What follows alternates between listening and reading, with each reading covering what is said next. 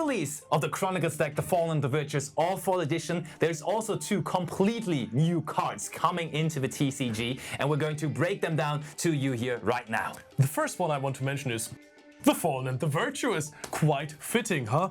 I am already absolutely in love with this card. Look at this stunning artwork of SHUEISHA and the Fallen of Albaz, of course. But what's even more cool is the effect. It has two, in fact. And the first effect is that you can send one monster from your X-Ray to the graveyard that mentions Fallen of Albaz and then destroy a face-up card on the field. So it's generic, good removal. This card is a quick play spell, so it works as interruption on the opposing turn. And to break a field here, you can of course use this to gather more resources in your branded deck, or you play this in decks that do not have a lot of extra deck cards in there, so you can just play somewhere Albion the Branded Dragons and just loop this card the entire time. For example, in Genesis, in your Fire King deck perhaps. But the other effect also, if you have on your field or in the graveyard an SHUEISHA monster, you can use this as basically a quick play spell monster reborn. You can summon back a monster from your or your opponent's graveyard, and that just gives you countless possibilities to play through fields or to disrupt your opponent further.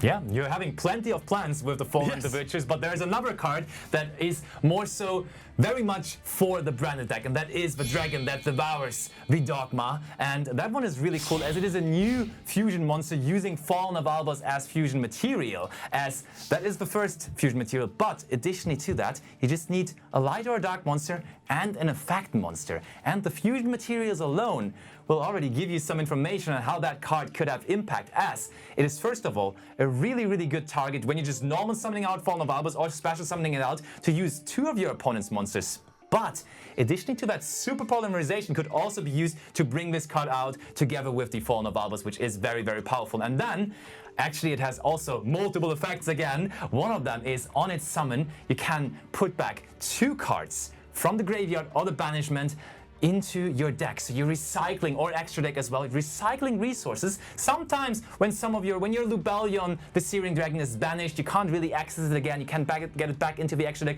with that though, which is really powerful. And then additionally to that, also connected to the Ecclesia, you can make this card actually unaffected as well. You can make it a card that is so hard to deal with as soon as you have the Ecclesia in the graveyard or on the field. And then it will be really hard to deal with this card, as it also is gaining attack points when that Ecclesia is around. And then, as all of the branded fusion monsters essentially, when it is in the graveyard in the end phase, this one is able to search for a Nogmatica or a Tri-Brigade card in the end phase as well. So plenty of new tools with the two new cards that you're getting from this new deck. So make sure to tell us how you are using those new cards to your best advantage.